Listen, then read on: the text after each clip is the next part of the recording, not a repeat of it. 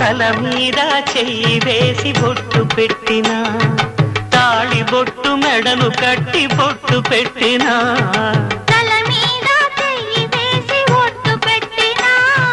తాళి బొట్టు మెడను కట్టి బొట్టు పెట్టినా